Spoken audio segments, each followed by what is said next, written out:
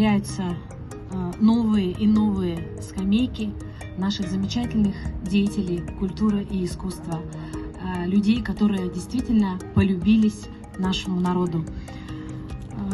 Замечательное событие, еще раз повторю. И в этом году мне особенно приятно подчеркнуть, что в этом году к этой акции присоединился Музей музыки и фольклора.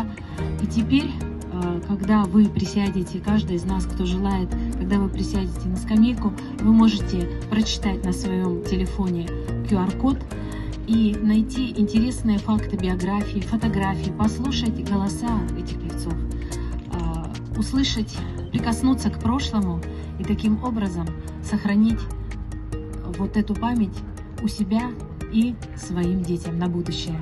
Это замечательная инициатива. Я поздравляю сегодня, в День города, всех нас с этим событием.